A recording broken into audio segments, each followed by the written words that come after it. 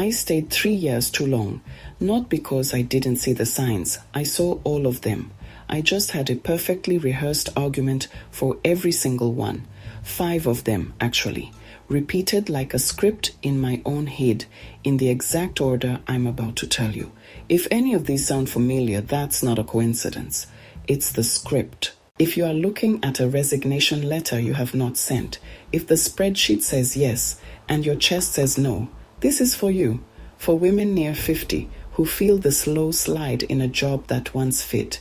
This is not about solutions. It is about recognition.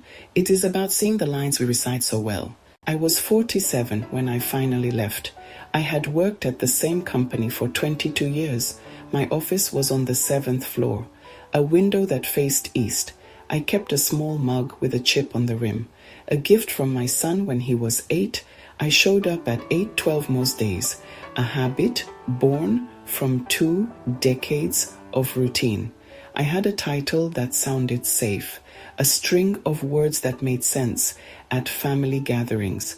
I also had a hollow feeling in the afternoons, a quiet ache that arrived around 3 p.m. It was a familiar companion, that ache. I told myself this at 9 a.m. with my first coffee in hand. The steam rose and fogged my glasses for a moment. I believed that more hours meant more value, that effort was a currency that could buy satisfaction. I saw the problem not in the job, but in my own limitations. If I just worked with more focus, with more grit, I could mend the cracks. I stayed late on Tuesdays. I stayed late on Thursdays. I answered emails on Sundays while my family watched a movie. I agreed to the extra project in May, the one everyone else avoided. Grit, I thought, would save me. The harder I tried, the further away I felt. My effort was a shovel, and I was just digging myself deeper into the hole. The work had no end. It was a hungry thing, always asking for more. Another report, one more meeting, a weekend call. I was pouring myself into a container that had no bottom. The satisfaction I was chasing never arrived. Instead, a profound exhaustion set in, a weariness that seeped into my bones. The more I gave, the less I felt like myself. My own life became a blurry shape in the background. Then I missed my daughter's school play. It was on a Wednesday night. I had a deadline that felt urgent. A presentation for a client I barely knew. I wrote an excuse on a sticky note and left it on the kitchen counter. I told myself I'd go to the next one, that this sacrifice was temporary, a necessary evil. But there was no next one. That was her last play of the year. The work had taken something real, something I could not get back. The cost was no longer abstract.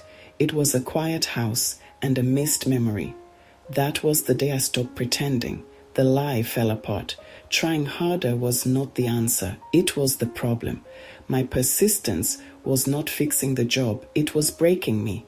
The chipped mug on my desk seemed to mock me the next morning. It was a symbol of my tenure, my loyalty. But my loyalty was to a system that demanded more than I had left to give. I kept the rope. It was a heavy thing to hold. You know, it really wore me down. I said this to myself during a team meeting. It was a Tuesday. I watched how people looked at me when a problem came up. Their eyes would find mine across the long polished table. They asked for my help. They relied on my history with the company. They relied on the institutional knowledge I had collected over 22 years. I believed I was the glue holding my small team together. I felt needed. I equated being needed with being useful and valuable. It was an identity I wore like a comfortable coat. I stayed because of 3 people who leaned on me. There was Sarah, fresh out of college, needing mentoring. There was David, overwhelmed, coming to me to strategize. And there was Maria, counting on me to navigate office politics. I told myself my departure would create a void. I feared the chaos they might face without my guidance. Leaving felt like a selfish act, an abandonment of my post. It felt like I was letting them down. In truth, they would have found other ways. They would have learned. They would have asked someone else. Maybe they'd have stumbled, but they'd have gotten back up. I had kept the rope for them, holding it taut, so they wouldn't feel the full weight of their own responsibilities. Cutting it felt cruel, like pulling a safety net out from under them. But not cutting it held me in place. It tethered me to a role that was no longer mine to play. My title was not my life. That was the moment I saw the cost. I was not a savior, I was a crutch. My presence prevented their growth as much as it eased their burdens. By making myself indispensable, I had made myself a prisoner of my own perceived importance. The truth was the company would continue. The team would adapt. The world would not stop turning if I wasn't in my chair on the 7th floor at 8:12 a.m. The story I told myself about being the glue was just another lie to keep me from facing the fear of my own departure. Section 4. Lie 3. If I leave now, I will lose who I am. I whispered this to myself at midnight. The house was still. The only sound was the hum of the refrigerator. I opened my journal, the one with the worn blue cover, and wrote my job title at the top of a fresh page. The words felt solid, real. They felt like my name. For over 2 decades, I had built my identity from tasks and project codes, performance reviews, email signatures. I was the director of special projects. That was who I was. I feared a blank page, both in my journal and in my life. One morning, I woke at 5:20. The sky was a dark, pre-dawn purple. The house was quiet in a way that felt absolute.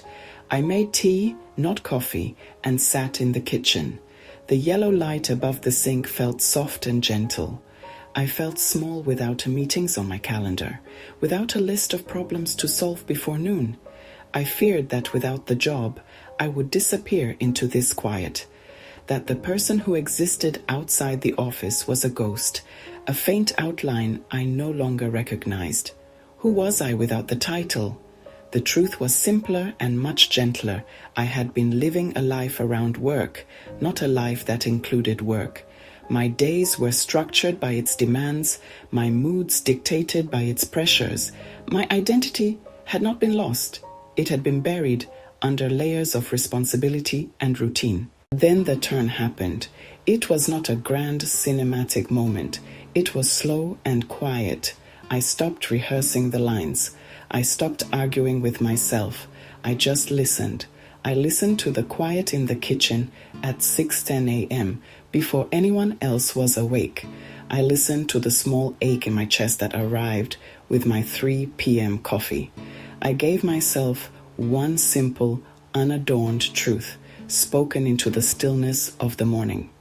The job had been part of my life. It had not been the whole thing.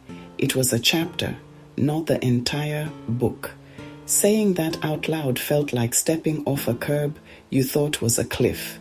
My knees were weak. My voice was soft, barely a whisper, but I could breathe. For the first time in years, it felt like my lungs were filling all the way. The script had been a cage of my own making. By simply refusing to say the next line, I had found the door was unlocked. The open loop I mentioned earlier about the 3 p.m. coffee is this. That coffee was the first clear image of my real choice. It was a ritual of my unhappiness. I come back to it now. It marks the moment I stopped acting for approval and started listening to quiet. What I know now is small and clear. Work can be enough and still not fit. A job can provide a good living but cost you your life. Staying is not always courage. Sometimes staying is the path of fear. Leaving is not always failure. Sometimes leaving is the bravest act of self-preservation. I would tell my past self this. Name the voice that tells you to stay. Say its arguments aloud, and then wait. Listen. A concrete reframe I carry now is to replace the word should with the word notice. I don't tell myself I should be grateful. I notice the feeling of gratitude when it appears. I don't tell myself I should leave. I notice the cost of staying. Notice the small daily trade-offs. Notice the empty chair in the sun on a beautiful afternoon. Notice the 3 p.m. meetings that press into your evenings. Notice is not a plan. It is not a judgment. It is a map. It shows you where you are, and from there, you can finally decide where to go. If this gave words to something you've been feeling, the channel is built for that. New reflections every Sunday. I'll see you in the next one.